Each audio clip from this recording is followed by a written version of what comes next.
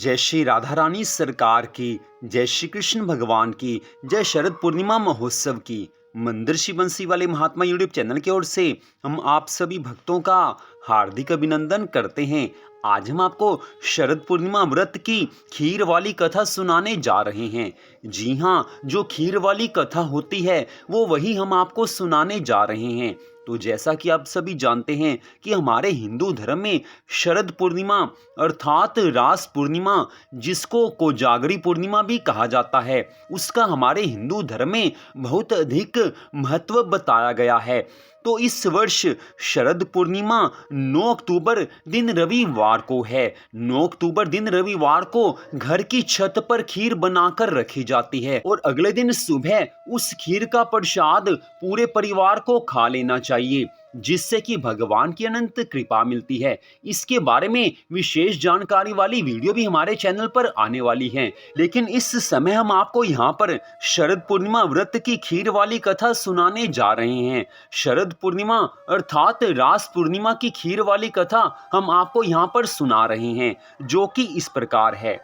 एक समय की बात है, देवऋषि नारद जी पृथ्वी पर घूमते हुए पृथ्वी पर मनुष्यों को नाना प्रकार की व्याधियों में जकड़ा हुआ देखकर अत्यंत दुखी हुए हैं और मन में विचार करने लगे हैं कि इस पीड़ित मानवता को किस प्रकार दुखों से मुक्ति दिलानी चाहिए। जब हर तरह से विचार करने पर भी देवऋषि नारद जी को कोई युक्ति नहीं सूझी, तो भगवान नारायण हरि का ध्यान करते हुए मुंह से नारायण नारायण का जय घोष करते हुए क्षीर सागर की ओर नारद जी ने प्रस्थान किया है। वहां पहुंचकर क्या देखते हैं कि भगवान श्री हरि शेष शैया पर मंद मंद मुस्कुराते हुए शयन कर रहे हैं तथा लक्ष्मी जी उनके पांव दबा रही हैं। यह देखकर देवऋषि नारद जी ने तुरंत साष्टांग प्रणाम किया और स्तुति करने लगे हैं कि हे नारायण, आप हर समय अपने भक्तों की रक्षा और पालन करते हैं। आपकी कृपा बिना पत्ता भी नहीं हिल सकता। आप ही इस जगत में उत्पत्ति और प्रलय के मूल कारण हैं। आप हर प्रकार से समर्थ हैं। ये सुनकर भगवान श्री हरि ने मुस्कुराते हुए कहा है कि हे देवऋषि नारद जी, पधारिए। आपने बहुत दिनों में दर्शन दिए हैं। कहिए तो सही, सब कुशल से तो हैं? आप तो पृथ्वी पर भ्रमण करते रहते हैं, कुछ वहां के भी हाल हमें सुनाइए कि वहां पर लोग किस प्रकार अपना समय व्यतीत करते हैं। भगवान जी के श्रीमुख से इन वचनों को सुनकर देवऋषि नारद जी कहने लगे हैं कि हे माधव, हे जनार्दन, हे श्रीहरि, हे स्वामी, मृत्यु लोक में मानव बहुत दुख भोग रहा है। उनके कष्टों को देखकर मैं तो क्या, मेरी आत्मा भी रो रही है। हे प्रभु, कोई ऐसा सरल उपाय बताइए कि जिसके करने से मनुष्य दुखों से छूट सके और उसकी मनोकामनाएं पूर्ण हो सकें। देवऋषि नारद जी के इन पवित्र वचनों को सुनकर भगवान श्री हरि कहने लगे हैं कि हे नारद जी, आप धन्य हैं जो आप दूसरों के उपकार के लिए ही मन में विचार करते रहते हैं। इसलिए आज आपको एक पवित्र व्रत कथा, श्री शरद पूर्णिमा व्रत कथा सुनाता हूँ, जिसके करने से स्त्रियों की हर प्रकार की मनोकामनाएं पूर्ण होंगी और अंत समय में वो मेरे लोक को प्राप्त होंगी। इसमें कुछ भी संदेह नहीं है। पूर्व काल में ये कथा ब्रह्मा जी से सूर्य ने कही थी, सो ध्यान से सुनो और सुख, वैभव, संतति, सुख की प्राप्ति करो। प्राचीन समय की बात है, एक ब्राह्मण की पत्नी शरद पूर्णिमा का व्रत विधि विधान से खीर बनाकर किया करती थी। वह उस दिन 5 सेर दूध की खीर बनाती, उसमें किशमिश, बादाम आदि डालकर खूब सुंदर खीर बनाकर भगवान श्री हरि को भोग लगाती। रात्रि के समय में चंद्रमा की रोशनी में ठाकुर जी के लिए खीर बनाकर रखती और साथ में घी और खांड का भोग लगाती। शरद पूर्णिमा की रात्रि में चंद्रमा की रोशनी में भगवान के लिए खीर का भोग रखती तथा भगवान की मूर्ति का बहुत बढ़िया ढंग से सुंदर श्रृंगार करती। उन्हें श्वेत वस्त्र, मुकुट, श्वेत हार इत्यादि पहनाकर चंद्रमा की धवल रोशनी में उन्हें विराजमान करती। कीर्तन करती, भजन करती, ठाकुर जी के प्रेम में मग्न होकर नृत्य करती। इस तरह से वो भगवान से प्रेम करती थी। अगले दिन सुबह खीर का प्रसाद अपने अड़ोसी पड़ोसियों में और सब रिश्तेदारों में बांट देती थी। उसके व्रत के प्रभाव से उसके खीर और घी खांड के पात्र सोने के हो जाते थे। जब ये बात साहूकारनी को मालूम हुई तो उसे बहुत दुख और जलन हुई कि देखो उसके तो बर्तन सोने के हो जाते हैं। वह रात में साहूकार से बोली कि ब्राह्मणी के यहाँ तो सोने के बर्तन हैं, सो चुरा लेने चाहिए। साहूकार ने पीतल के बर्तन रखवाकर सोने के बर्तन चुरा लिए तो ब्राह्मणी को सुबह मालूम हुआ कि साहूकारनी ने मेरे सोने के बर्तन चुरा लिए हैं। तो उसने कहा कि हे शरद पूर्णिमा माता, अगर मैंने तेरा व्रत मन से नियम से किया हो तो मेरे बर्तन सोने के हो जाएं तथा साहूकारनी के सब बर्तन मिट्टी के हो जाएं। उसके कहने के साथ ही ऐसा हो गया।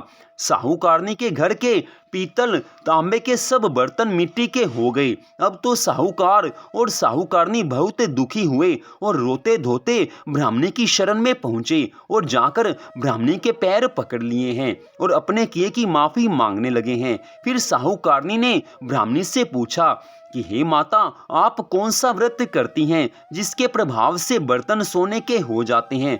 तब ब्राह्मणी कहने लगी हैं कि मैं शरद पूर्णिमा का व्रत करती हूँ, ये सब उसी का प्रभाव है। साहूकारनी बोली कि ये व्रत किस प्रकार किया जाता है, इसका कौन सा नियम है, इसके बारे में सब कुछ बताने की कृपा कीजिए। तब ब्राह्मणी कहने लगी हैं कि सब तरह से घर और अपनी सफाई करें, श्वेत वस्त्र धारण करें, ठाकुर जी के भजन पूजन में अपने मन को लगावें, दूध की खीर बनावें, उसे ठाकुर जी का भोग लगाकर 4 हिस्सों में बांट दें। एक हिस्सा ब्राह्मण को दें, एक हिस्सा पड़ोसी के बालक को दें, एक हिस्सा गाय को देवें तथा एक हिस्सा स्वयं भोजन करें। लकड़ी के पटरे पर एक लोटा जल भरकर रख लें, एक दीपक जला लें, रोली से पटरे पर स्वास्तिक बना दें और फिर चावल और रोली से पूजा करें, दक्षिणा चढ़ावें और चंद्रमा निकलने पर लोटे का जल चंद्रमा को अर्घ्य देकर चढ़ा दें। फिर रोली चावल चंद्रमा की ओर उछाल दें, हाथ जोड़कर नमस्कार करें और मन ही मन अपनी अपनी मनोकामना को दोहराएं। फिर अपने हिस्से की खीर का भोजन करें। इस विधान को सुनकर साहूकारनी बहुत प्रसन्न हुई। उसने तभी से इस व्रत को शुरू कर दिया। इस व्रत के करते रहने से उसे 2 कन्या रत्न प्राप्त हुए। बड़ी पुत्री का नाम सुमित्रा और छोटी पुत्री का नाम सुनीता था। दोनों बचपन से ही धार्मिक कार्यों में अधिक ध्यान रखती थी। दोनों के व्रत में एक फर्क था। सुमित्रा विधि विधान पूर्वक नियम से व्रत रखती थी, सुनीता विधि विधान पूर्वक व्रत करती थी लेकिन व्रत को बीच में छोड़कर व्रत का समापन कर देती थी। सुमित्रा जो व्रत रखती थी उसे अच्छी तरह से रखती थी, उसके सुंदर तथा दीर्घायु संतान उत्पन्न होती थी। लेकिन दूसरी ओर सुनीता के व्रत खंडन के कारण उसके पुत्र जन्म लेने के पश्चात कुछ दिन जीवित रहते थे तथा बाद में मर जाते थे। इस कारण सुनीता दुखी हो जाती थी। एक दिन सुनीता ने ज्योतिषी को बुलाकर कहा कि मेरी संतानें जन्म लेने के पश्चात कुछ समय जीवित रहने के बाद मर जाती हैं, अतः आप इसका उपाय बताकर हमारे दुखों को दूर कीजिए। इस पर ज्योतिषी ने कहा कि ऐसा इसलिए होता है कि तुम शरद पूर्णिमा का अधूरा व्रत रखती हो। व्रत अधूरा रहने के कारण तुम्हारी संतानें मृत्यु को प्राप्त होती हैं, अतः तुम अपनी बड़ी बहन सुमित्रा को बुलाकर लाओ। उसके स्पर्श से तुम्हारी संतान अवश्य जीवित हो जाएगी, क्योंकि वह शरद पूर्णिमा का व्रत पूर्ण विधि विधान से भक्ति भाव से करती है। इतनी बात कहकर वह ज्योतिषी चले गए और पीछे सुनीता वियोग के कारण वो बात भूल गई। हर वर्ष की तरह शरद पूर्णिमा आई। सुनीता ने विधि पूर्वक व्रत किया, लेकिन व्रत में कुछ कमी होने के कारण उसका जो पुत्र था वह मर गया। तो उसने मृत पुत्र को उसी लकड़ी के पटरे पर सुला दिया जिस पर वह शरद पूर्णिमा का पूजन किया करती थी। लेकिन भगवान की विधि को कौन जानता है कि उसकी बड़ी बहन सुमित्रा अचानक उसके घर आ गई और सुमित्रा के लहंगे का छोर मृत पुत्र को स्पर्श कर गया। जैसे ही स्पर्श हुआ उसी समय पुत्र जीवित हो उठा। इस पर सुमित्रा बोली, अगर हम बिना देखे इस पटरे पर बैठ जाते तो तुम्हारा पुत्र मर जाता। इस पर उसकी छोटी बहन सुनीता ने कहा कि यह तो पहले से ही मर गया था, किंतु तुम्हारे व्रत के प्रभाव से यह जीवित हो गया है। अपनी छोटी बहन की बात सुनकर उसकी बड़ी बहन सुमित्रा बहुत प्रसन्न हुई है। उसे प्रथम बार शरद पूर्णिमा व्रत की शक्ति का अनुभव हुआ। इसके बाद दोनों बहनें शरद पूर्णिमा का व्रत और भी अधिक भक्ति भाव के साथ करने लगी और अपने अपने सगे संबंधियों और पास पड़ोस के लोगों को इस व्रत की विधि बतलाने लगी। इस व्रत को करने से लोगों की मनोकामनाएं पूर्ण होने लगी और लोगों की श्रद्धा भगवान के प्रति दिन प्रतिदिन अधिक बढ़ने लगी। जैसे ही कोई इस व्रत को करता है, ठीक वैसे ही भगवान की उस पर कृपा हो जाती है, उसकी मनोकामनाएं पूर्ण होने लगती हैं। जय श्री राधा कृष्ण भगवान जी की, जय श्री लक्ष्मी नारायण भगवान जी की, जय हो चंद्र देव की। जैसे आपने सुनीता की इच्छा पूर्ण की, वैसे ही हम सभी लोगों की मनोकामनाओं को आप पूर्ण करें। जय शरद पूर्णिमा माता की। तो इस प्रकार शरद पूर्णिमा के खीर वाली व्रत की कथा को आपको सुनाया गया। इस व्रत की कथा में स्पष्ट मालूम होता है कि मनुष्य जो कोई भी व्रत रखता है, श्रद्धा भावना से अगर रखता है तो उसका फल अवश्य मिलता ही है। कोई भी व्रत हम क्यों ना रखें, लेकिन वो पूरी श्रद्धा भावना से रखना चाहिए। हर व्रत का फल होता है और श्रद्धा भावना से अगर हम शरद पूर्णिमा के व्रत को विधि विधान से करेंगे तो भगवान की कृपा अवश्य मिलेगी ही मिलेगी। लेकिन अगर शरद पूर्णिमा के व्रत को आप ना कर सकें, फिर भी आप रात्रि में, शरद पूर्णिमा की रात्रि में भगवान की प्रसन्नता प्राप्त करने के लिए चंद्रमा की रोशनी में खीर बनाकर अवश्य रखिए। चंद्रमा की अमृतमय किरणें उस खीर पर पड़ेंगी और भगवान श्री राधा कृष्ण जी श्री धाम वृंदावन से उस खीर का चंद्रमा की रोशनी के माध्यम से भोग लगाएंगे और अगले दिन सुबह आप उस खीर के प्रसाद को खा लीजिए। तो इतना करने मात्र से